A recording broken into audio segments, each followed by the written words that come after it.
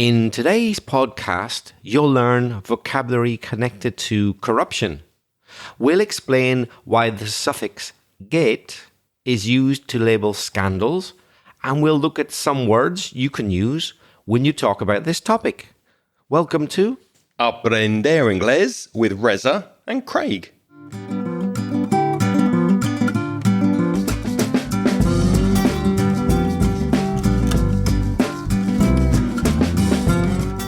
Hi, I'm Reza. And my name's Craig. And with more than 50 years of teaching between us, we'll help you improve your English and take it to the next level. Well, Craig, how are you doing? I haven't seen you in a few weeks. I know, it's been a while since we've got together and recorded. You've been working really hard. I've been on holiday and traveling. So it was, it's really good to get back and podcast with you again. Tell me a little bit about your holiday. How did it go? Well, I went to Mexico for my first time. It was absolutely lovely. We met some kind, very nice, friendly people in Mexico. We went to Tulum, which is just south of Cancun, a couple of hours on the bus from Cancun. And it was a beautiful time. We had some fantastic food.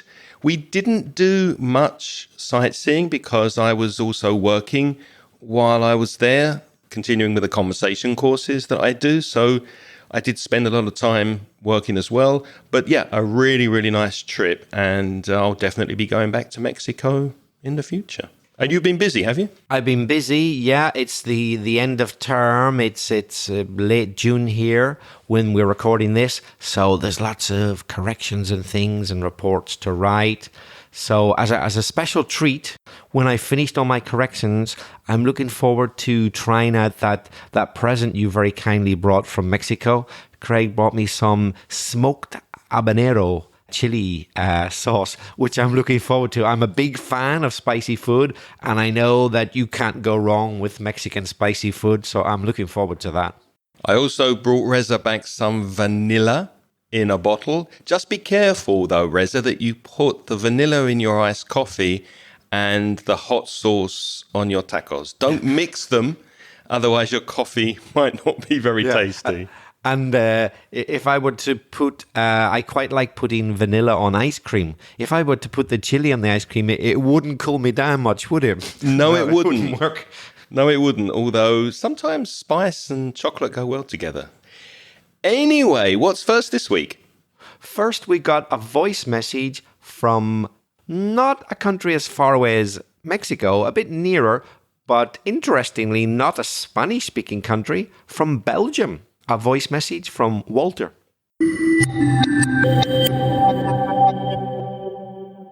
Hi, Craig and Reza. I'm Walter. I live in Belgium.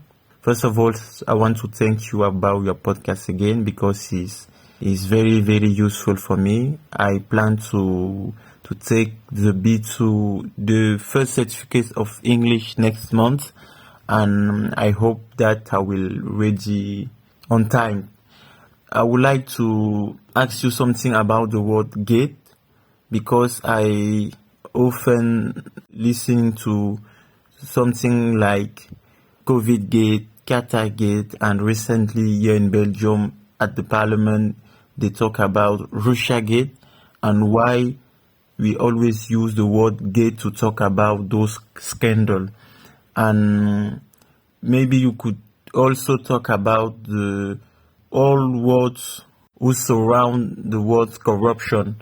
And thanks you again and have a great weekend. Bye-bye. Well, thank you very much, Walter, for your message and your idea of corruption, which we are going to talk about today.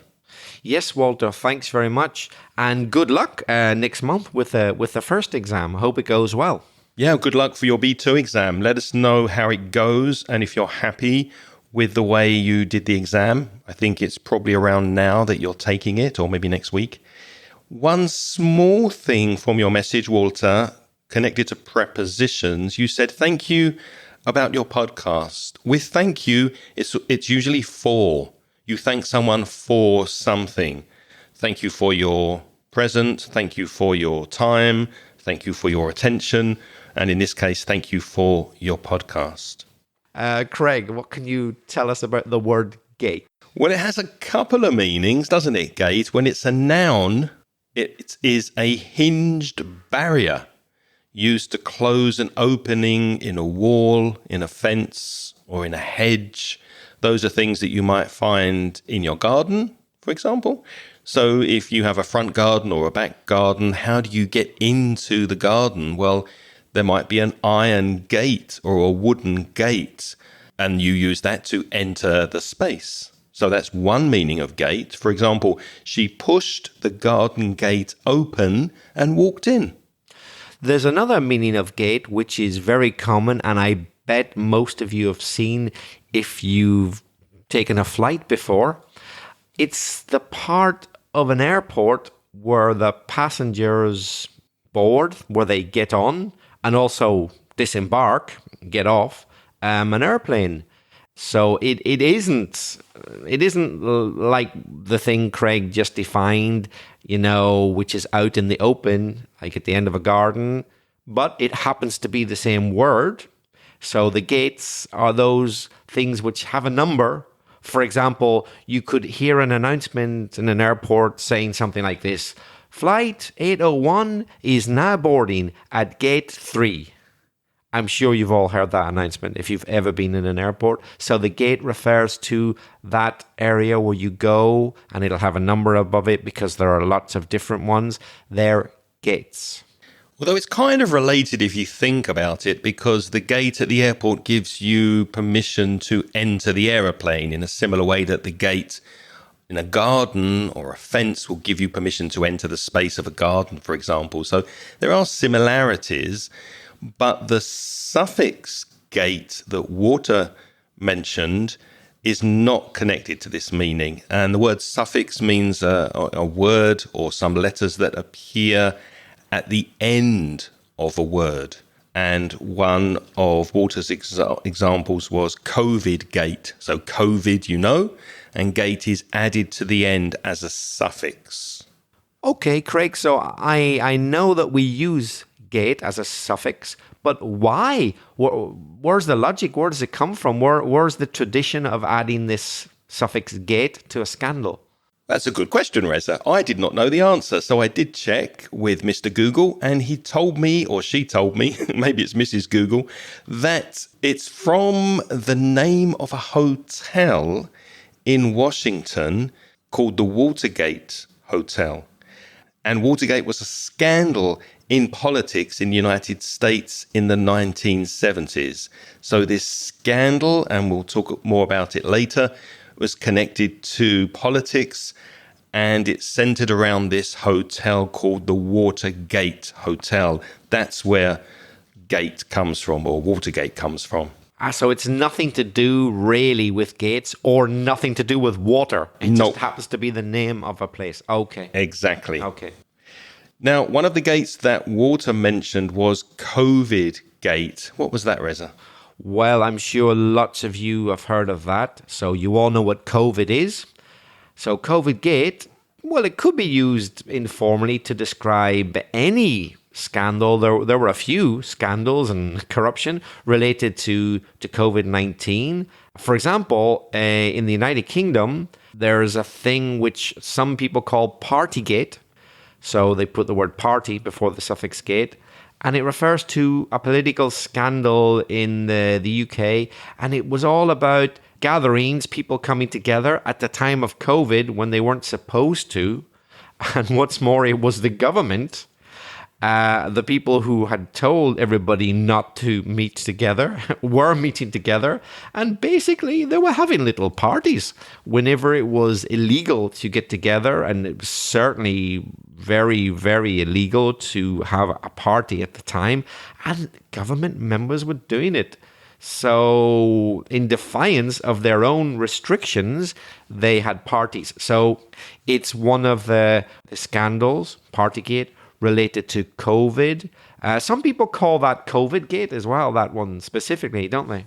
Yeah, and there was one particular incident that was part of Partygate with the health minister in Boris Johnson's government who was caught kissing his secretary in the stationery cupboard in the room in the Prime Minister's building where they were having a party. And if it had been the transport minister or the foreign minister or the minister for education, it would still be really, really bad. But the fact that it was the health minister, when nobody could have contact with people outside their family during COVID, kissing with tongues in the Prime Minister's office, that was just a terrible, terrible scandal, part of Partygate during COVID. I'd forgotten about that, but I remember now that you mention it. Yeah, let me just point out, unless it's not clear, he was married, but not to a secretary. And it was the government's advice to only have contact with your immediate family. And even then, with great caution, not go kissing your secretary, which is what the health minister did. So it was shocking hypocrisy. Unbelievable. Another gate that Walter mentioned is Qatargate. And what was Qatargate? Well, it was a political scandal which involved some allegations. Hold on, Craig. A scandal about someone who had the cold? Qatargate? Qatar the country. Oh, right. It wasn't about somebody having a cold. Okay. No, not that Qatar. Not that Qatar. That's a different spelling. Okay, sorry. How do you pronounce Qatar the country? Because I've heard some Americans say Qatar. I've heard both. I've heard people say Qatar and I've heard people say Qatar. Yeah, we can't decide in English sometimes where to put the stress on a word. Some people say Qatar, some people say Qatar for the country. And if you say it Qatar, it could be, that stuff that gets stuck in your nose and throat whenever you're not feeling well.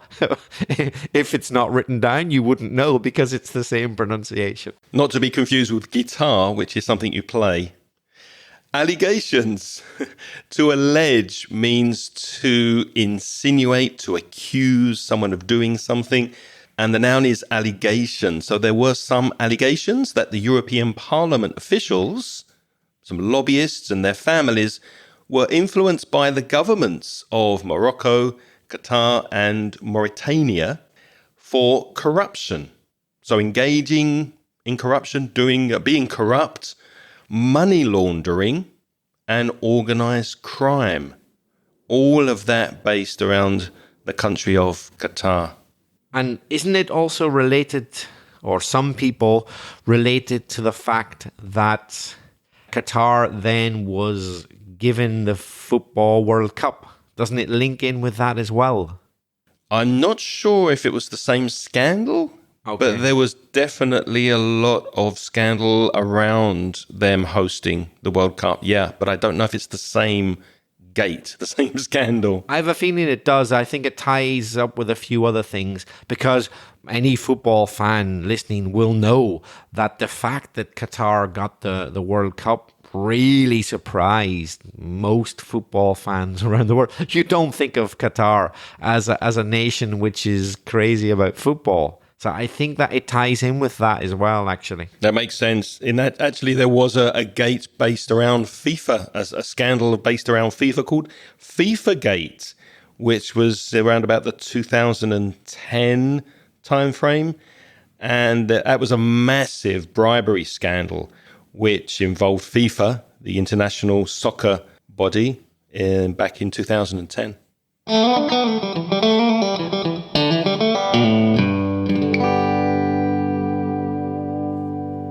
What was the third gate that Walter mentioned? Walter also mentioned Russiagate. So Russia, the country. And that's used informally to describe the controversy, the lack of clarity around the 2016 US presidential elections. Because if you remember, listeners, they discovered that there were lots of alleged means maybe true, maybe not, secretive links between associates of the candidate for the election, Donald Trump, who won then the election. I say alleged, yeah, it hasn't been proven, but a lot of people think there might have been links between his associates and Russian officials because basically, for whatever reason, the Russian government wanted Donald Trump to win. And indeed, he did win. What do you think, Craig? They do say there's no smoke without fire. Do you think there's any truth to that? No smoke without fire, meaning there must be some underlying basic truth to the story. Who knows? I mean, it could be, it wouldn't surprise me in the least if that were true. I have no idea, and I don't think we ever will, because some scandals are so deeply buried that the truth rarely comes out, but it could be true. Before we continue, I'd like to mention that there are still places available in my conversation course for July this year. If you're interested in improving your spoken English and getting together with me and a small group of lovely people online using Zoom to focus on discussion, debate, role play, presentations, mainly on speaking, listening and pronunciation, then by all means, get in touch and I will give you more details. My email address is craig@inglespodcast.com. And as I said, there are still places available for the next conversation course. And Reza, at this time of year, are you available for private teaching? Actually, I'm not. No. Normally, I would be. I tell you what, send me an email if you like. But for a few months, I'm going to take a break because I've been very, very busy. And to be honest, my health hasn't been that great. Nothing serious, but I just need a bit of downtime, as they say. But in the future, after the summer, I might be available. In fact, I probably will be available for classes. So if you're interested, do send me an email. It's belfastreza@gmail.com. But be prepared to wait a while for an answer. So anytime onwards or after September 2024, then that's when you'll be available for classes. Exactly. Now, we mentioned Watergate before, the Watergate scandal. That was a major political controversy. It was very controversial back in the day, and it happened during the presidency of Richard Nixon. There were lots of illegal activities.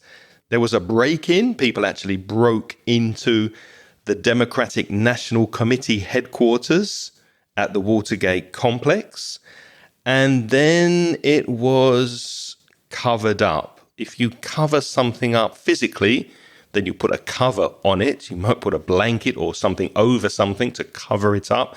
It basically means to hide it. So they tried to hide it. They tried to cover it up. The cover-up, we can also use cover-up as a compound noun. The cover-up didn't work. It wasn't successful. And eventually, President Nixon had to resign in 1974 because there were investigations that showed that he had obstructed justice. He got in the way of justice. He tried to pervert the course of justice, and that led to his resignation. Do you remember the Nixon scandal? You're too young. I'm too young. I was born in 1970. This is 1974 we're talking about. But all throughout my childhood and even today, people, have been speaking about it. So I'm very familiar with it. I think why it's remembered is because by no means was it the first political scandal, of course. Ever since politics have existed, for 3,000 years there have been scandals. But it was the first time that an American president got caught red-handed. So think red blood, with blood in your hand. In other words, you can't deny it. Like you've killed someone and the blood's on your hand. It was you. He was caught red-handed and he just really couldn't deny it. And it was the first time that happened, I think, that made it really famous. Would you agree? Yeah, and it's interesting how politics has changed over time, because these days, even when some presidents admit to doing things wrong, their supporters don't seem to care. They can lie, they can do whatever they want, and if the support is strong enough, then they're pretty much forgiven immediately for doing something that would be morally wrong.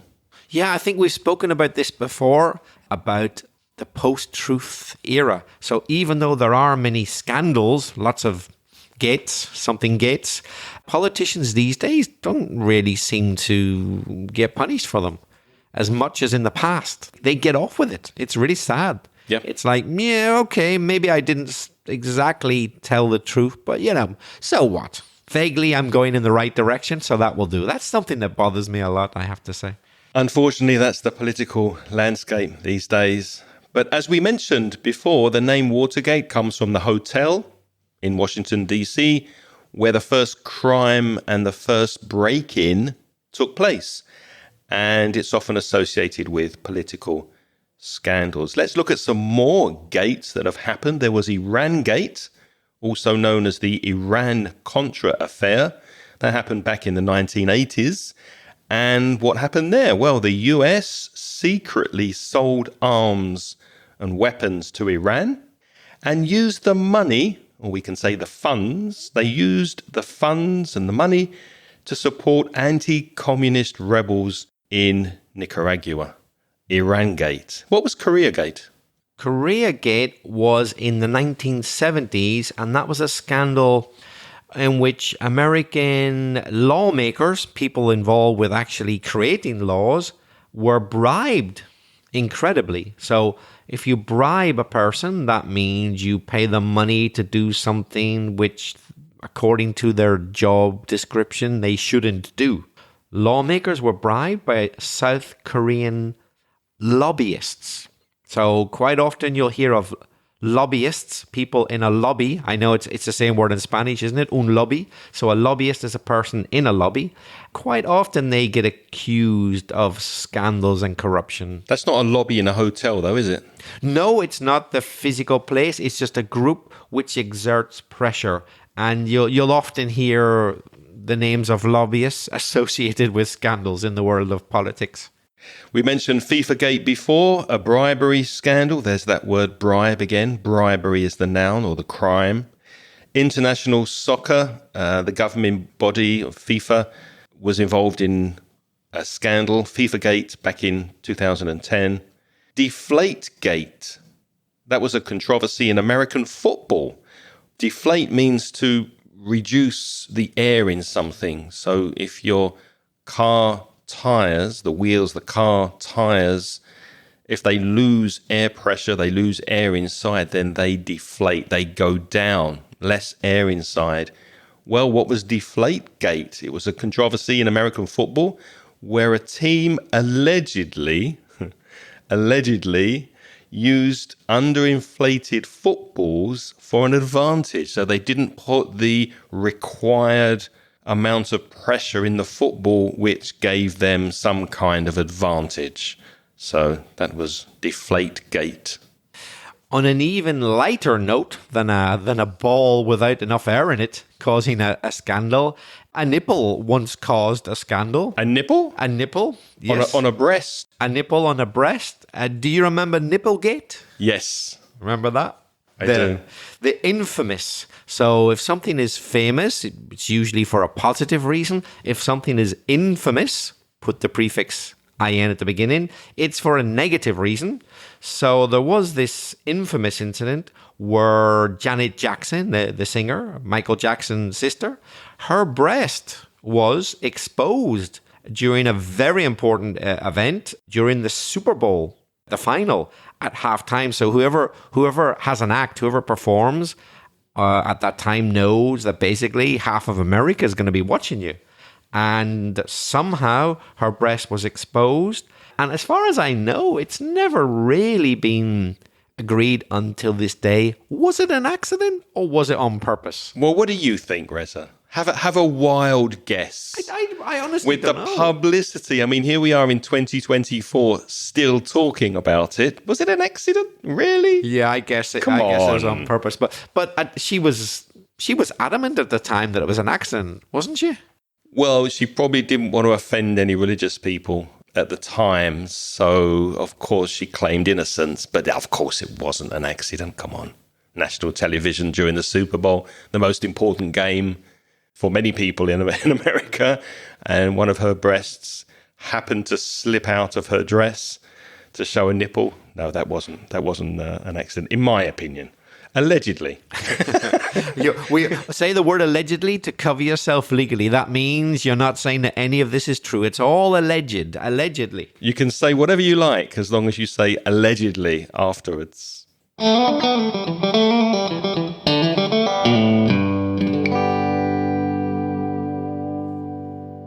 Let's look more specifically at some vocabulary connected to corruption. We mentioned bribery. So that's the act of offering or giving or receiving, or soliciting, which means asking for something, for money or something similar to influence an action. For example, Reza, if I give you €100, will you give my son a good mark on his Cambridge exam? No, never. I cannot be bribed. 200? I'll think about it. Have you ever been offered a bribe? No, I never have for Cambridge examining or anything like that, I must say. I was once, many years ago, by somebody's father. I was teaching children, the very rare occasion that I taught kids. And at the end of the school year, the father came to see me and offered me money to pass his son into the next level. Wow. What did you do? What did I do? Allegedly. I didn't accept the bribe because mainly because I didn't like his son. So but no, I didn't accept the bribe, and I don't think I would. Although they do say everyone has their price. That's what they say. And I was once given something in return for giving extra time to a lady's son after class. But it wasn't bribery in the sense that I wasn't asked to pass him or to push him up to a level. Simply, he was a bit weaker than the other students. And not a lot weaker, a bit. And I was asked, would I mind giving him 10 or 15 minutes class extra after class every day? And I said, sure, no problem. I'll do it. And as a thank you, you're gonna like the prize I got for this. As a thank you, this is when I lived in Salamanca. I got a really, really good salchichon as a payment, and I'm not being sarcastic. Is that it really was a good one. That's not a euphemism. It's not a euphemism. I did. It's not what you think. It was honestly a salchichon. In case you don't know, that's a cured sausage. And in the Salamanca area, they're famous for making really, really good ones. And this was a homemade one. They made their own, and it was worth it. I would do it again. 15 minutes extra class for 10 weeks. I'll do it for a really good salchichon. The things you'd do for a sausage. Embezzlement. All of these words, by the way, you can see in the show notes at inglespodcast.com/523. There's a list of these words with example sentences. What is embezzlement? It's obviously a noun. There's a ment at the end, M-E-N-T. The verb is to embezzle. And it's theft of money. We can also say misappropriation of funds, which basically means the same. The second one's more formal. Misappropriation of funds, money theft, placed in one's trust or belonging to one's employer. So when money disappears suspiciously because you've been trusted to look after it. Here's an example sentence. The accountant was charged with embezzlement for diverting company funds into his personal account. Not a very nice thing to do. So the money just mysteriously disappears into your personal bank account. That's to embezzle. The next one we've got is a kickback. That's a payment made to someone who has facilitated a transaction or an appointment, often illegally. So maybe the actual transaction isn't illegal. What's illegal is the fact that they were given money or a present or something for making it easier. That's the kickback. For example, he received a kickback for awarding the construction contract to a particular firm. So some firm has to get the contract, all right? It's not illegal to award the the contractor firm. Firm being company. Company, right? But by giving it to this particular company, maybe the person knew that he would later that year be invited to spend 2 months in a luxury resort with everything paid, for example. That kind of thing, that's a kickback. Our next expression is money laundering. Money laundering, to launder money. And that means that you hide or conceal the origins of the money that you get illegally by passing it through a complex sequence of banking transfers or commercial transactions or through some kind of business that could be a front for illegal activities. For example, the criminal organization was involved in money laundering to disguise the profits from their legal activities. And this very often happens in the drug trade, doesn't it? Where you get drug money and you open a business that might be a car wash, for example, as in Breaking Bad, if you've seen that. And then you use the legal company, the car wash or the Chinese restaurant or whatever, to pass the money through and clean it. And that's where the idea of laundering comes in, to clean. In fact, my mum was accused of money laundering years ago. Really? By my dad. Oh. She washed his trousers and it had £50 in it. Oh, very good.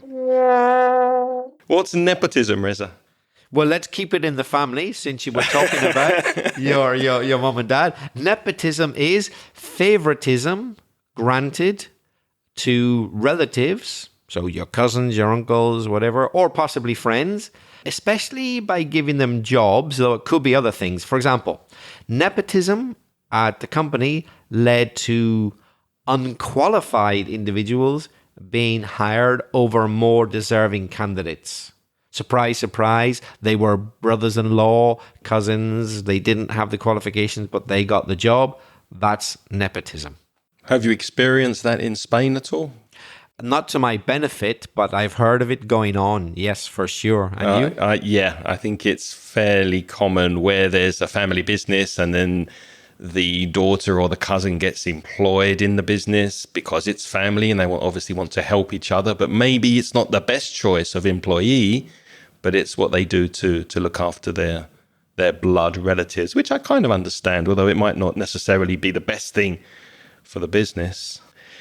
Our next word is whistleblower. Now, that's got nothing to do with FIFA-gate. That's not someone physically blowing a whistle like in a football match. The referee blows a whistle. No, it's someone who informs on a person or an organization that is engaged in illicit activities. So they're giving information, there's an illegal thing going on, and the whistleblower makes it public.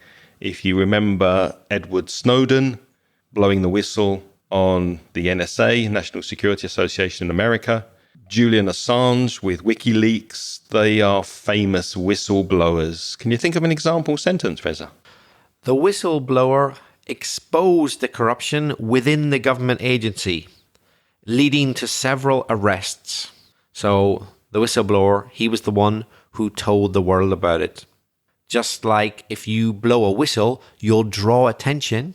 You know, the referee in a football match blows the whistle, the one who draws attention to it.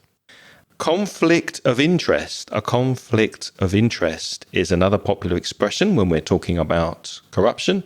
It's a situation in which a person is in a position to get some kind of personal benefit or advantage from anything they do in their official post or official capacity. For example, imagine a judge. A judge could recuse herself from the case due to a conflict of interest involving a relative. So a relative of the judge has been accused, they're on trial, and the judge recuses themselves, which means they take a step back and say, no, I'm not going to be involved in this. I'm stepping back, I'm stepping down, I'm giving this job to another judge because I'm personally involved in it. So there's a conflict of interest there. The next expression is 3 words in one, under the table. So it could be an adjective or it could be an adverb. It describes something done secretly and typically illegal. Not necessarily. Something could be under the table, but not necessarily illegal, but often it is illegal. So think of the idea of two people or more than two people, perhaps, sitting at a table, and someone under the table passes something to another person. You wouldn't see it. You wouldn't, because the table is blocking your view. So if something's under the table, it's done secretly. For example, the under the table deal ensured that the inspector would overlook the building's code violations. Something happened under the table. Was he given a lot of money? Was he promised a promotion? Something happened there under the table. I was once offered something under the table when I went for a job interview. I might have told that story on the podcast before. It was when I first came to Spain before I got the job with the British Council, and I went for a job interview in a small language school. It was family owned. And at the end of the interview, which I thought went quite well, I said, well, what does the position pay? What's the salary? He said, oh, we're going to pay the salary of blah, blah, blah. And it was really low. It was a very low salary. And I looked at him and he said, but we're going to also give you extra money under the table. And it was so strange for me, as someone just arrived from the UK, where in a formal job interview, that would never happen, would it? Hardly ever in a formal job interview. But apparently in those days, it was common in Spain because he wouldn't pay tax, I wouldn't pay tax. It was all under the table, unofficial, and it was very accepted. I think things have changed since then. But back in the day, that was a popular way to offer a salary. Half legal and half illegal. I didn't accept the job, by the way. Allegedly. Allegedly. What's the next expression, Reza? Illicit funds. Let me spell that word illicit. ILLICIT. And funds, of course, is money. So illicit funds refers to money earned or obtained in violation of laws or regulations. For example, the illicit funds were laundered through a series of shell companies to hide their origin. So somehow somebody made this money, the illicit funds, illegally. So then they can't just appear in a bank account. No, then they have to be laundered because the rules were not followed to make that money. They were illicit funds. Integrity is a very important word, a word sadly that's missing these days in politics especially. It's the quality of being honest, having strong moral principles, standing by what you believe in, having integrity. For example, the new leader was praised for her integrity and commitment to ethical governance.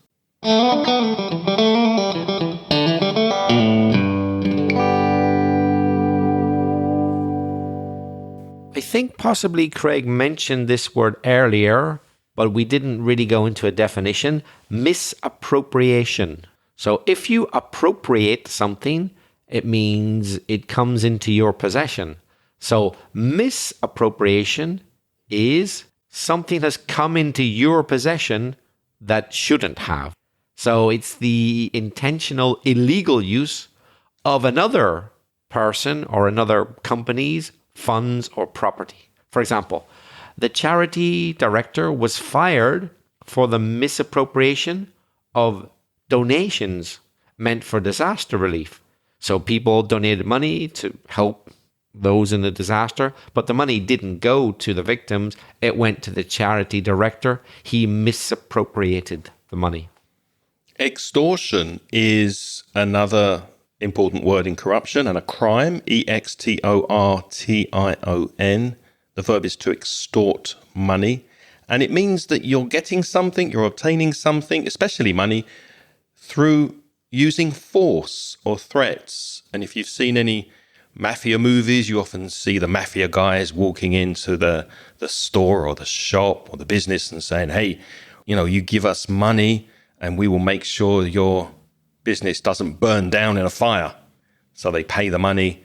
They've extorted the money from the business owner under pressure. Extortion. For example, the businessman was charged with extortion after he threatened to release sensitive information unless he was paid off. A word closely related to extortion is racketeering. A person who does it is a racketeer, and you could say that they run a racket. So racketeering is the act of operating an illegal business or scheme in order to make a profit, and typically it involves some kind of extortion. For example, the gang was involved in racketeering, running illegal gambling, and loan sharking operations. So racketeering is somehow getting money illegally, and it very often involves extortion. For example, where I grew up in the 1970s and 80s, racketeering was rife in Northern Ireland. What does rife mean? Rife is R-I-F-E, and it means very, very common, and it's usually in a negative sense. For example, a disease can be rife when it's very common, but obviously it's a bad thing if lots of people have it. Racketeering was very rife in Northern Ireland because paramilitary terrorist groups basically threatened, they said, hey, you better do what we say or else there'll be trouble. Every time a building was put up, they had to pay some money for the paramilitaries to leave them in peace to do the work. Otherwise, accidents happen, people get injured, someone might come and destroy the building. It was rife, it was well known. And there were two different sets of paramilitaries in Northern Ireland, in Belfast, where I grew up. One side pro-British, the other side pro-Irish. And it's a well-known fact that they had the city divided up. So there was never a question of having to pay both sides. No, they knew perfectly where the boundaries were. It's like you knew which side you had to pay, and it was a kind of agreement amongst criminals, so to speak, that I control up to that area, you control from there onwards, even though our stated aim is to annihilate each other. And most people paid, did they? Yeah. Because if not, 99% of they'd people have paid. their legs broken or their businesses burned down or worse. I'm going to say something which you will find very hard to believe, but I swear it's true. I can't name any names, but I know of a very, very honest, upright person with a lot of integrity who refused to pay. Absolutely refused to pay. His thanks was that his company sacked him for not paying. He lost his job? Yeah, by the company. He told the company, the building site, they said, of course you pay. Yeah, we will give you the money to pay. You pay. He said, no, I'm not paying them. And they sacked him for standing up for his company and not paying the money that the company were going to give him to pay. He got sacked. Imagine that. Do you think racketeering still exists in Belfast? Possibly a bit, but not as bad. Not half as bad as it used to be. But it was rife, really rife. Profiteering. You might see a clue in the word there, to profit. Profiteering. That's where you make an excessive amount of profit, an illegal amount of profit. For example, the pharmaceutical company has been accused of profiteering after suddenly tripling the price of the medication when their only competitor went out of business. And that sounds like COVID-gate again to me, with pharmaceutical companies making money or politicians making money by selling PPE, the protection equipment that hospitals and nurses needed in care homes. Lots of money was made by ministers in the government and other people. They profiteered and made money during COVID-gate. I've put a link into the show notes. It's from a well-established organization called transparency.org. And they're fairly reliable and trusted. It's basically a list of countries in order of corruption. And it's quite often referred to as a trustworthy source. Let's ask the listeners, which country do you think is the most corrupt according to this list that Rez has put in the show notes? Now, this is June 2024. If you're listening in 2024, the most corrupt country in the world. What do you think it is? I was surprised. Well, not surprised by the country, but I might have put other countries. Somalia is the most corrupt country according to this list. I'm not entirely surprised. I had a few others in mind. Afghanistan, a few others. I mean, it's there amongst the most corrupt, but Somalia wins the prize. What about the least corrupt? What would you have thought was the least corrupt? They're not corrupt. I would have said one of the Scandinavian countries, so I'm not surprised that it is in fact Denmark, the least corrupt country. Well done, Denmark. Also the happiest country in the world, I think. So that's the place to live. Now it's your turn to practice your English. Have you experienced any corruption in business or elsewhere? What do you think about the gates that we've mentioned?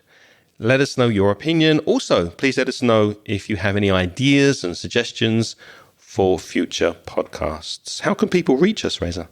The best way, we think, is for you to leave us a voice message.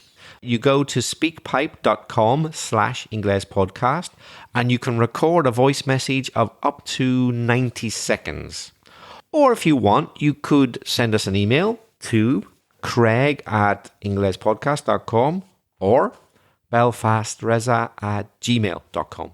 And if you're a Spanish speaker and you want to study for free, why not visit the Mansion Ingles website? You'll find some free materials there, lots of courses, listenings, exercises, all sorts of things for free.